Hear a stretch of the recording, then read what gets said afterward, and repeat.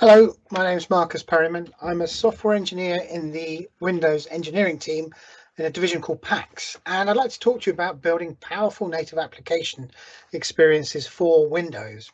We're going to spend a lot of time in this session looking at how to get started, and we'll look at the documentation and we'll take you through an example of creating something very basic and then adding to it just to illustrate one or two points. We need to talk about packaging as well, because it's no good just building an application. We do need to deploy it. I want to talk about building on Windows or developing on Windows, not just developing for Windows. And we'll pick out just some of the new developments in the command line tools, the improvements in the command line tools that will help you make Windows the home for all of your development. And last of all, I want to spend a minute introducing you to one of our newer platforms, Windows on ARM.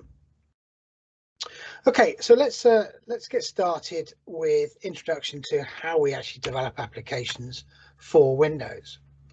Now, the best place to start when you're coming to a new platform is documentation, and I'm going to take you there first of all. And we're going to go to docs.microsoft.com, which is the place that sort of hosts all of our documentation. You can go to this location and you can literally start searching for something if you know what it is you want. But the documents are also broken down into 4 sections at the top of the page here. And those sections actually help you navigate if you're not quite sure, if you're coming for the first time. And I'll take you through each of those. The first one is literally a top-down look at all of the documentation for all of the Microsoft products, not just for Windows, not just for developers, but it's everything. And you can see they're all listed here. Let's take a look at Windows to get an idea of, if you're getting started with Windows, what you might see. The Windows site actually breaks it down again into 4 sections. The first being for developers. So if you want to build Windows applications, this is the place to get started. And in here you can find specific information on UWP, Win32, WPF, WinForms, and much more. Just going back up one, if you're developing for Windows new hardware, then there's also a section which collects all of the device driver and hardware developer documentation together. There's another section for IT pros that are managing Windows clients devices, and the last section is for IT pros that are specifically working with our server products. So top down is a useful way if you know what you're looking for, but quite often you don't know. You might have an idea that I want to develop for Windows, not really sure what my options are. And this section here, Learn, is a new section that's designed to try and help in that scenario. What it does is just ask the very basic questions, then build a program of talks and of samples and things to learn around that. They may not be specifically what you want, but it gives you an idea of the flavor of technologies that are available. And what you do is start by browsing the paths here, and then you can select from the technology that you're specifically interested in, let's say Windows. You can pick out the role that you want, so developer, and then the level, let's say beginner, and it's selecting or filtering from the overall set of documentation, the ones that are related. So, you know, if you don't know what technology, you can find out the basics about HTML, CSS, and JavaScript for Windows, or you can look at maybe using Linux on Windows, and we'll talk about that a little bit later. Or if you just want to develop, then you can look at an overview of just introduction. So it's got all these sort of different ways of looking at technologies around Windows for developers and for beginners in this particular case. But you can build your own program from this site. Okay, so that was Learn.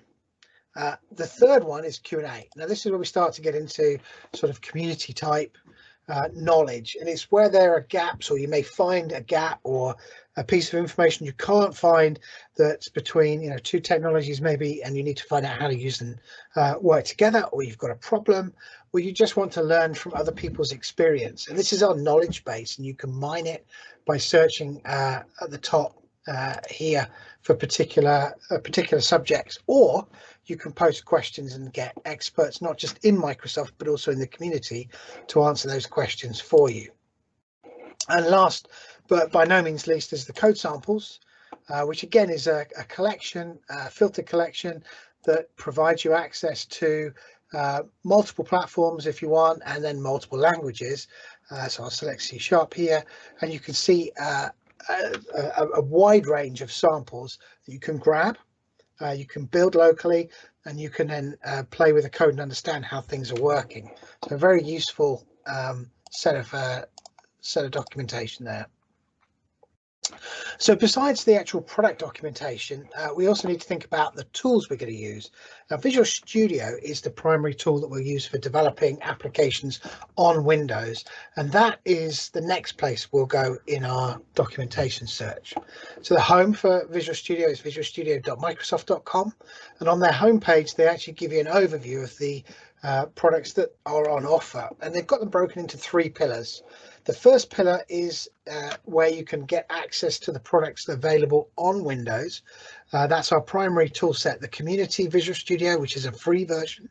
That has everything you need to get started developing for Windows and for other platforms. Professional and Enterprise are paid options, which provide additional tools and debugging capabilities for those roles.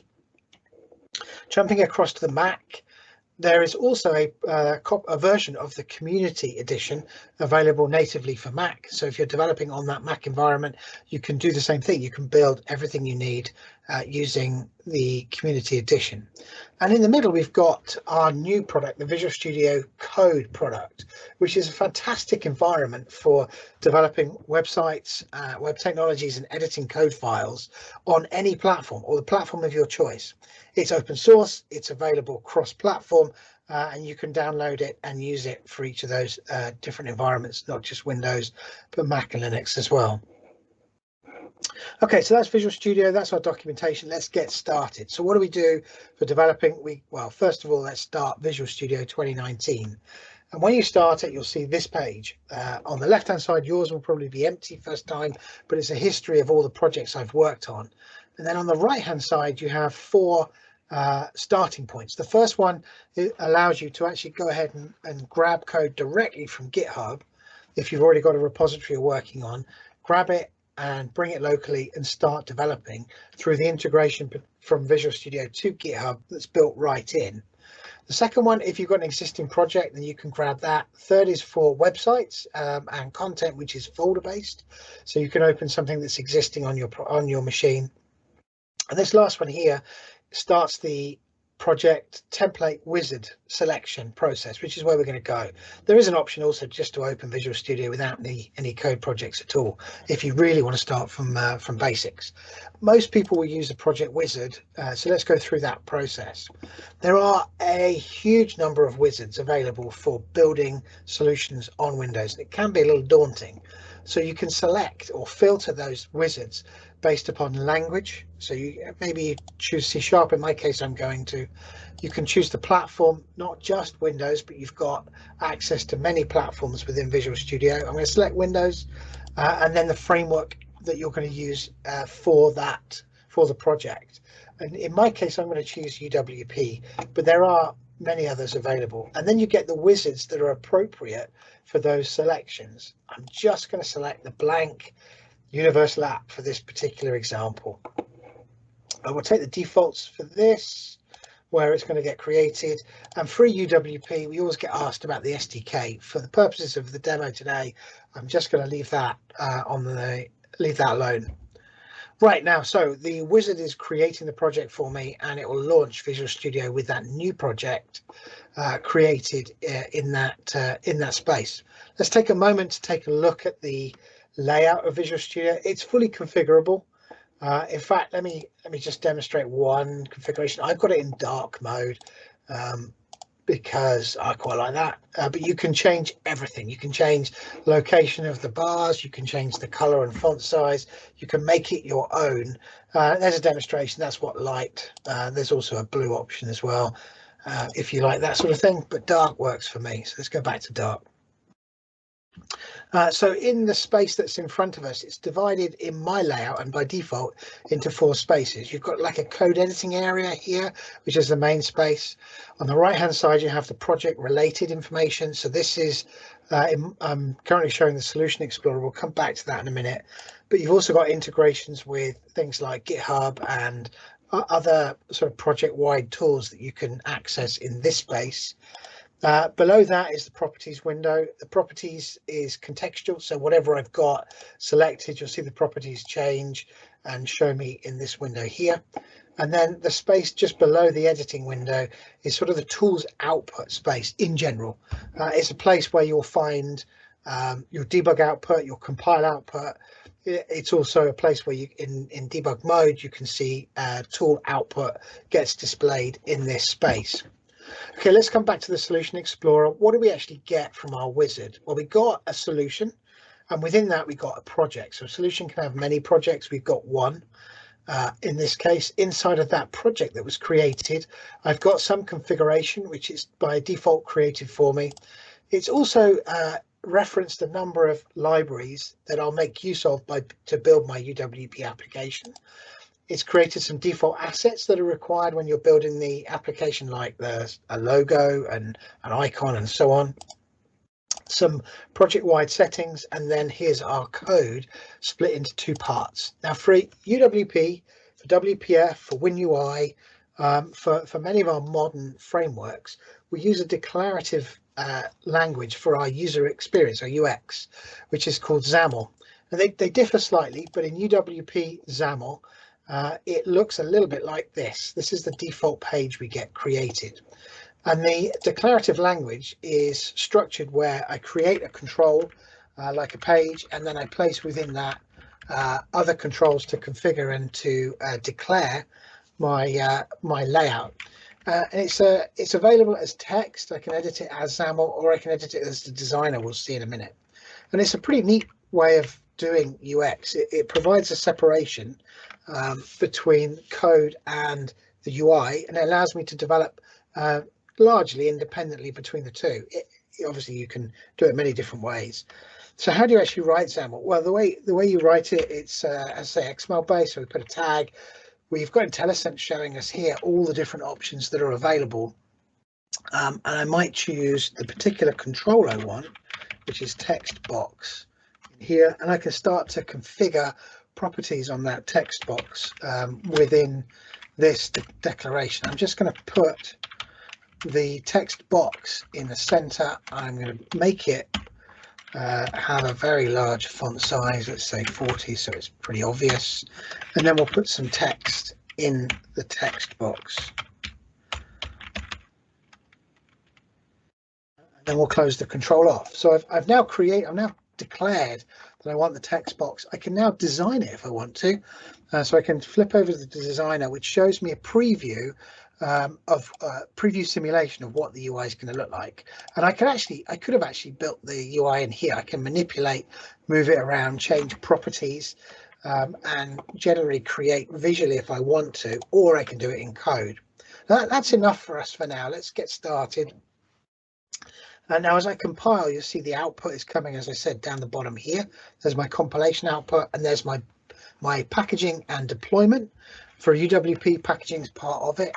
It's packaged, it's deployed, and it's now running.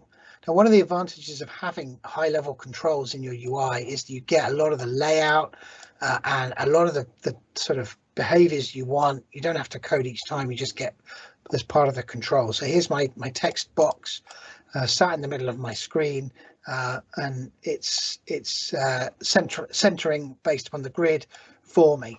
Now you notice there's a control up here which I didn't place there. It's actually only shown in debug, and it gives me access to the visual tools to dig in and analyze and debug what's going on in that XAML space. But I've also got this option here, hot reload set, which is pretty neat. I'll show you what that does. So if I bring these things down so you can see them side by side, what hot reload does is it actually allows me to modify this declarative language even while I'm compiling.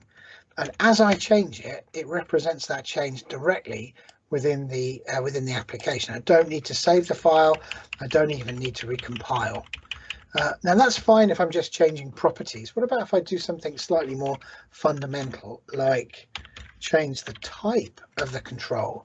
And even that is instantly updated for me. Why do we do that? Well, it just reduces the compile cycles, and it means you can iterate very quickly across the application and develop faster when you're building for these platforms. So what controls have we got access to? Well, if I use IntelliSense here, you can see there are a lot of controls available for building your UI, menus, grids, ink, media. There's geometries as well. Plenty of controls, but they're all the ones we provide by default are the basic building blocks upon which you can build up a complex user experience. And what we found over time is that actually in the applications built for Windows, there are a lot of common higher level controls that get created, and it made sense to collect those together into a toolkit or a project that everybody could gain from. And we've created this thing called the Windows Community Toolkit. It's been going for some time now, and it's a place where we've collected lots of these top level, not just controls, but filling some of the gaps, like animations, commonly used animations, different types of brushes, and complex structures are all put into this toolkit. It's available on GitHub, so open source. You can contribute, you can grab the code and make use of it in your project. You can even contribute, make changes and then send that back to us if you think we're missing a control. It's available not only as source, but it's available in as a binary GitHub, and I'll show you how to use that in just a second. But one of the neatest things about this project is that there's a sample application built and shipped with each update, and that sample application you can get from the store. It's called the Windows Community Toolkit Sample App, and it's just a simple UWP application that makes use of everything that's in the toolkit. So like controls, there's the animations, different controls for different environments, services, helpers, brushes, extensions, and even eye tracking controls. So lots of things in there. And the sort of controls that we're talking about, just to give you a nice visual example, this is the staggered panel, and you can actually use this application to find the control that might be right for you. And you can even configure it and play around with it to see how it might look with different layouts to get it right. Let's pick another. This is a relatively recent control, the tokenizing text box, and we'll make use of this in just a moment. One of the neatest things about this sample application is that the XAML that's being used to render this application or this page is available right here in the app. Not just the XAML, but the code and access to the documentation, so you can see how it fits together. And you can use that. By the way, this control is just a way of selecting multiple items in a list, so that you can build up like an email list or a tag list or whatever. We're going to use this in our application, and we're just going to go simply and grab that XAML down to there. We'll take that. We're going to go back to our application, and we're going to paste that in. And that's how you get started with the toolkit. Now you notice I've got an error coming up here, because although I've got the tokenizing text box reference, it doesn't know where to get that from. Now I'm going to use the NuGet references, the binary version of the toolkit. I'm going to bring that into my project to resolve that reference. Now, as you'd expect, you go to the References tab within the solution, and there's Manage NuGet Packages. Now, NuGet is a set of online libraries that you can just grab and add a link to, and the Visual Studio environment will bring that into your project. So I want to get the toolkit. Now, the toolkit's broken into several components to make it lighter when you only need certain bits. But if you pull in here the UWP UI controls, that will bring in all the other bits that it needs into your project and bring those references through. So it's doing that install now. I'm going to click accept for all of those. I'm going to bring one more in while we're here, and that one is for some JSON. I want system.text.json. We're going to find that. Install it, and you'll see why in a second. What we're going to do with our application is we're going to take it a little bit further, and we're going to start to add in a REST call and populate the control with some data, just to show how to link things together. So you'll notice I've now got the references in my project, both the toolkit and the JSON, but I've still got the error. And that's because I need to tell the XAML compiler where to get those references. So what I'm going to do is just paste in the namespace reference to controls, which is just telling it to go get that coded reference. And now it recognizes the control. We're actually going to change the name here to book list, and you'll see why in just a second. We're going to say add book instead, and then we'll get rid of the icon. I haven't got any icons in this particular sample. I'm going to get rid of the icon again in the binding, in the template. In fact, both sides of the template, we'll get rid of those. And I'll talk about the binding that's going on here in a second, but that should give us pretty much what we need. But at this point, if we run the code, we'll see just the empty control. What we need to do now is switch to code and add something meaningful to go and get that data.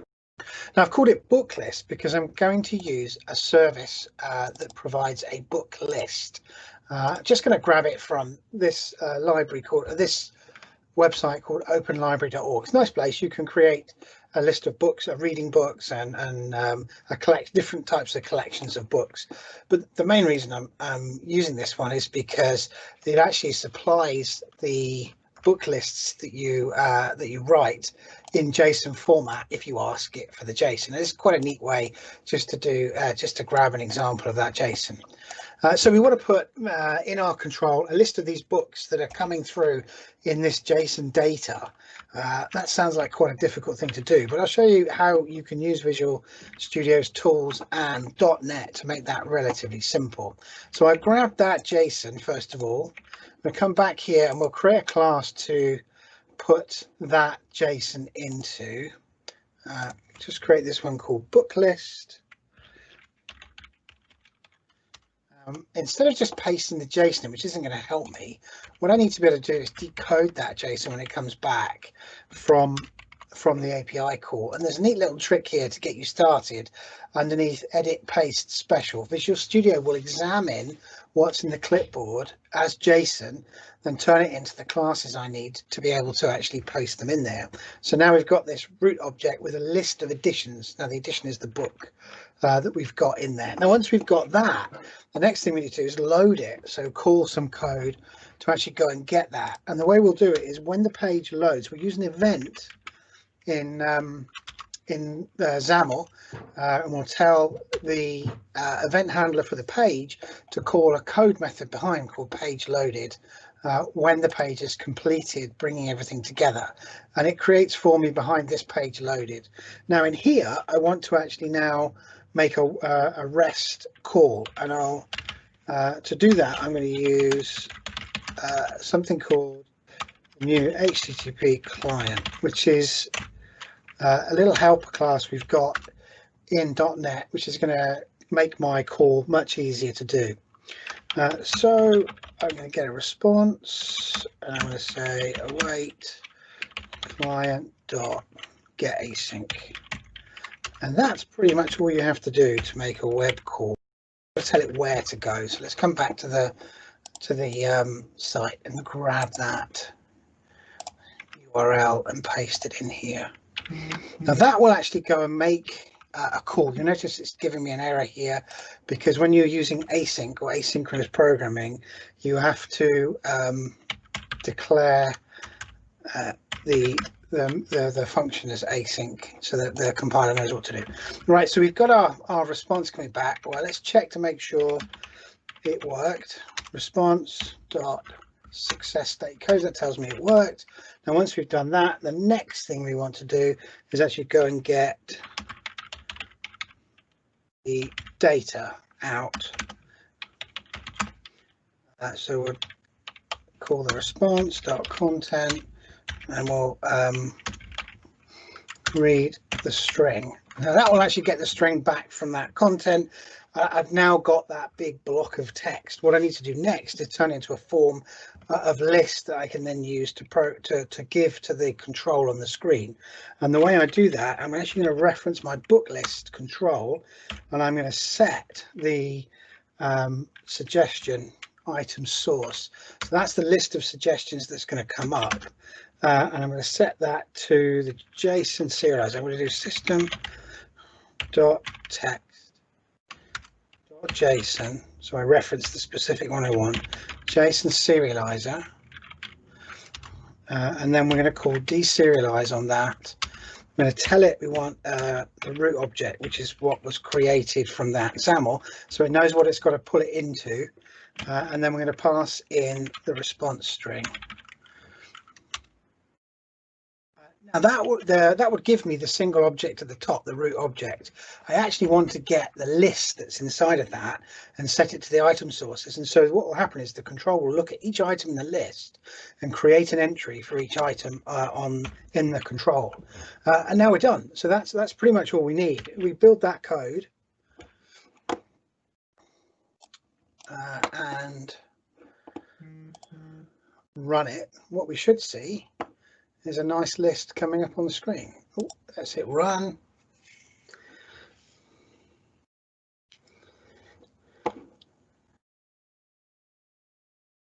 Okay, so here's our control, and you can see we've got the list, but look, we've only got the text of the actual type coming out, not the name of the book. That's because when we did the binding, we didn't tell it what to bind to. So let's come back and look at what that binding is doing. So in the control, we're saying here, declaratively, we're saying that there are two templates. There's a token item template and a suggested item template. Those are the two things that will display in here, and also the things that get displayed in this list. And this template tells the control how to render the content in those two places. Now, in the case where we're setting the item source, it knows how many items are in the list, and for each item it will apply one of these data templates to display it. Now in that data template you can see we've just got this text block, and it's calling binding. Now binding tells the XAML then links back to the code that's behind that object and calls a method on it. In this case there's no method, so by default it's just saying toString, give me a string representation, which gives the title. But if we were to say it gives the type name, if we were to say binding title in here, that actually would tell it to pull the member title off the episode and fix it. Now binding is one way of using the binding type is one way of bringing that together. That uses a runtime discovery, which is very flexible, but it's a little costly in terms of performance. So another way we can do this is actually to use something called xbind. Now xbind is a compile time technique, which actually is significantly faster than the binding technique. But the problem with xbind is it must know the type in order to be able to reference it. So what we actually need is to set the data type in here to be local, because that's the namespace at the top, and we want it to call editions, which is the name of the class that we're actually referencing. And then the compile time xbind will understand what type of data it can actually reference. Okay, so I've made that XAML change. Notice I haven't saved it yet. Remember, we've still got the hot reload on, and because the hot reload's on, I don't have to do anything else. I don't have to recompile. It's actually now doing that for me, and I can see the control is pulling through those templates. Okay, so let's summarize what we've seen. I've shown you how to find documentation using docs.microsoft.com and visualstudio.microsoft.com. We've been through a very simple C# XAML creation for a UWP application on Windows. It's a similar process for WPF for .NET Framework and for other techniques using Visual Studio. We've done some basic controls, some UI design with the declarative XAML, and some code behind showing you how to use .NET to make a simple JSON call and to use a high-level control, complex control from the toolkit. Okay, so I've shown you a little bit about how to build for Windows. Let's tackle the question of why would you target Windows? Well, Windows is a pretty compelling target platform. It's got over 1 billion active surfaces today, and those surfaces contain some of the most modern technology that's available. When you think about natural user interfaces, speech, touch, ink, gaze are all in the platform, right through, all technologies are available right through that spectrum, right to the other end when you're thinking about advanced computing capability in the platform, such as artificial intelligence on the edge. And then all of those technologies can be targeted through a range of different technologies and frameworks, C++, Win32, right through to .NET Core, WinUI 3, C#, managed code. All of those technologies are supported on the Windows platform. So it is pretty compelling. A word about deployment. MSI is the technology that was traditionally used for deploying to Windows. AppX is a technology that came in with UWP applications and provided a clean install and uninstall environment. And MSIX is about taking MSI forward and benefiting from the advantages of AppX technology to bring it to all different types of projects. It brings clean uninstall and clean install support for enterprise tools, deployment tools into the capability of all types of apps. Now, one of the key advantages of AppX was it brought identity to your application, and MSIX does that as well. And App Identity is the technology which you can build upon which you can build great security for your application, as well as providing access to APIs on the platform that require identity, like notification endpoints, as well as being having these advantages. Of course, MSIX, as a new technology from Microsoft, is open source and it's cross-platform. So when you build your MSIX package for Windows 10, it's also possible to build an MSIX package for Windows 7, and not just Windows, but also Linux, Mac, and so on. And as open source, if you want to take it to other platforms, you can look at the source code and use that as the basis from GitHub. So we've been talking about developing for Windows. Let's spend a moment thinking about developing on Windows. And what I mean by this is that every project today tends to be a collection of multiple endpoints, not just Windows, not just Linux, but might be Mac, might be IoT. There's going to be cloud services, there's going to be local services. It's going to be all of these different components that come together to provide your exciting applications. And Windows is the place where you can bring these things together, both from a development perspective in terms of the IDE. So think about Visual Studio support. You saw that when we were looking at the templates. We have templates not just for Windows, but also for Android development, for iOS development, for cloud development, for local development, for web services, HTML, and so on. And not only do we have the spectrum of APIs and framework stack, we also support multiple CPUs. So even not limited to Intel CPUs when you're developing within Visual Studio. But probably most important, when you're bringing each of these components together, from cloud components to local components and different platforms, quite often you'll find yourself working in a command line and actually various types of command line in order to connect to your different services. And we have support in Windows now for PowerShell, which is the modern command line, the traditional CMD, which is there, and also Linux support right in the box. So let's take a look at that. So what I'm going to do first of all, I'm actually going to open up our new terminal, which is called Windows Terminal. Now, Windows Terminal is an evolution of the command prompt, taking the capabilities of command prompt and creating what you might expect in a modern version of that, where we've got scalable fonts, where we've got multiple tabs, so we can have multiple windows collected together in the same collection, so you can move them around together, and many other features within the environment. For example, we've got coloration support in the fonts finally, and we also have glyph support in the fonts as well. So just a couple of examples of that. Let's do that one. As you can see, if I zoom that up, You can see we've got glyph support in there as well. Nice touches just to make it a much more friendly environment to work. But some of the power of the new Windows command line environment, if I go into WSL, we're not just enhancing the terminal, but the tools as well. So in our new .NET core products, we support command line based execution. So if I use .NET, which is the command to execute the .NET core components, I can do new console. I can actually use the .NET command line to run the same wizard and generate a project for me without running an IDE. And I can do that right here inside of my command line. If I go into Hello World, I can also use the .NET tool to build and to run the command line version of a .NET project. I don't even need a UI for it, which is pretty powerful. Okay, let's clear that up. So here's my project. Well, just imagine this isn't I need to run this inside of a Linux environment.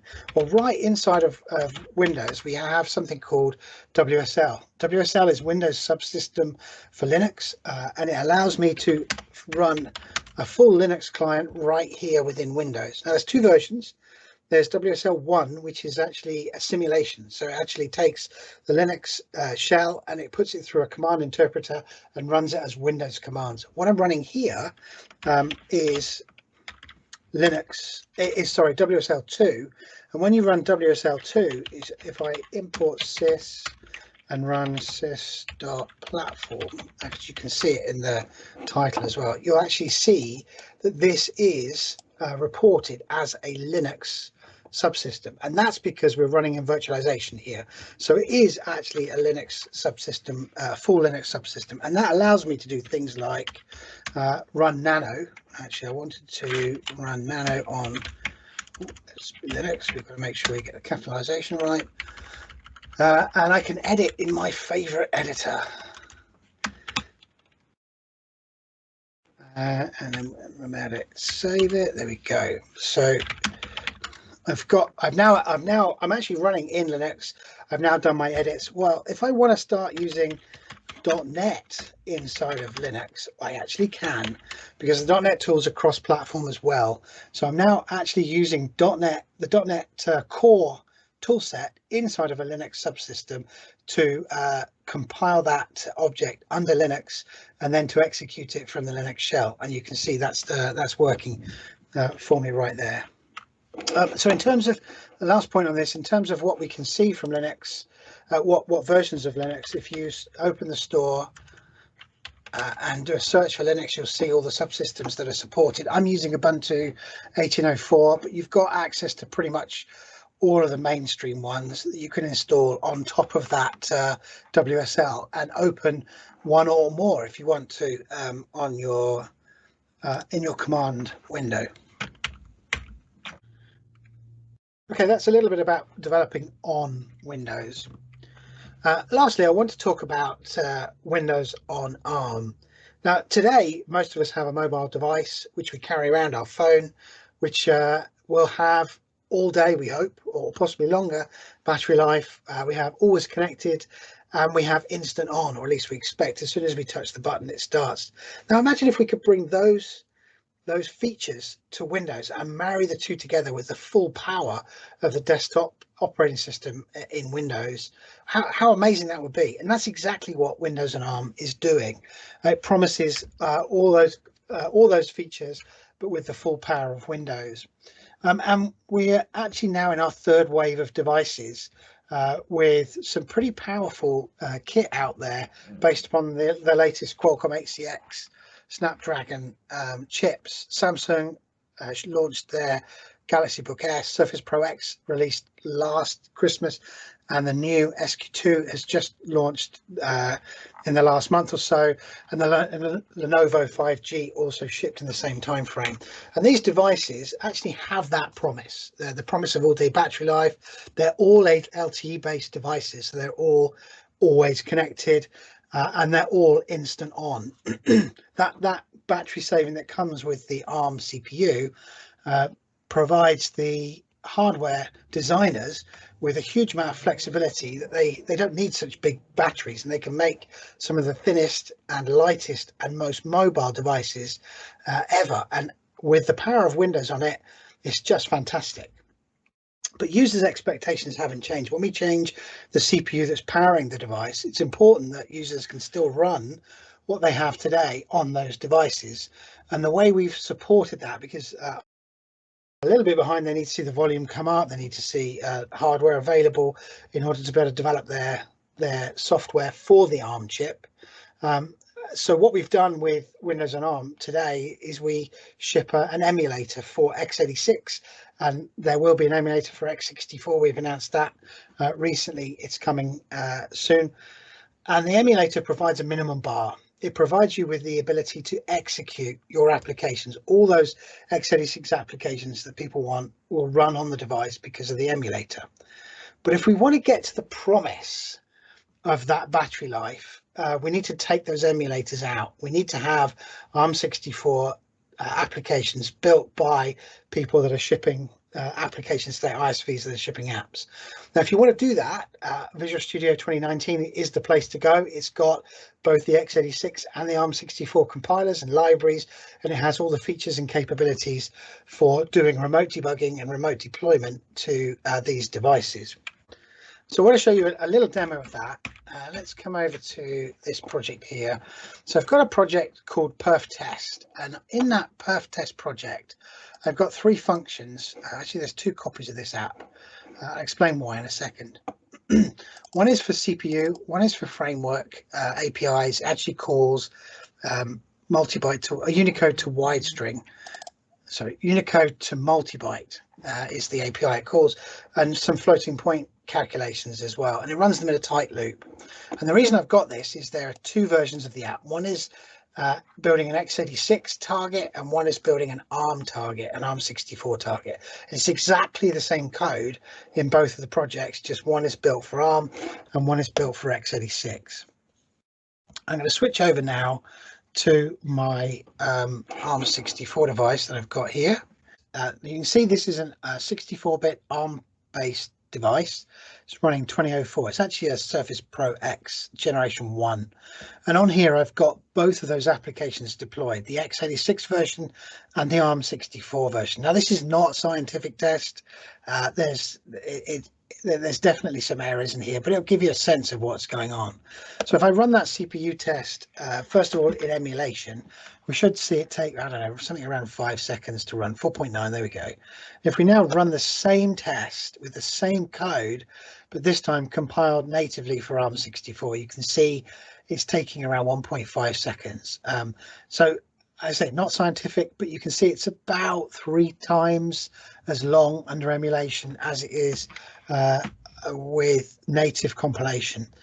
But the problem with this is it's not a straightforward comparison. We can't say that any one app will be a third the speed to execute if you convert it to ARM64 native code, because if I run the framework test, as I said, it's running multibyte Unicode to multibyte iteratively. That's taking about 7 seconds. If I run the same thing on ARM64, that function that's in the operating system, the library function, is already compiled for ARM64. So both versions are using the same code effectively. The only thing that's different is the iteration code that's in my project, and it's varying from emulation to native. So there is a little bit of a lift between the two, but it's nowhere near the same as you have with direct CPU. Well, what about floating point? Because Intel has a pretty powerful floating point library. That's pretty quick, 3.1. You'd expect that it would be a similar time for floating point on both platforms, and it is. It's a little bit more optimized when you come to the ARM64. You're getting slightly more improvement than on a framework, and you could look at other areas. GPU, for example, will be very similar between the two because it's the same GPU under the skin. So actually, the profile of a single app is quite difficult to determine how much performance you'll get. But what you can clearly see is all up, the application will be faster and it will consume less battery, significantly less battery when you recompile for ARM64. So the call to action here is, when you're developing applications, consider this and make sure you build in ARM64 as a compile target. Okay, so let's just summarize what we've seen. We looked at developing on Windows with the command line interpreter improvements, and we looked at developing for Windows, and we went through an example of how to get started with a C# UWP Windows application. And we also talked a little bit about packaging and about Windows on ARM. I'll leave you with a list of resources. Help yourself, dig in, find out some more, and I'll leave it at that. Thank you very much for listening.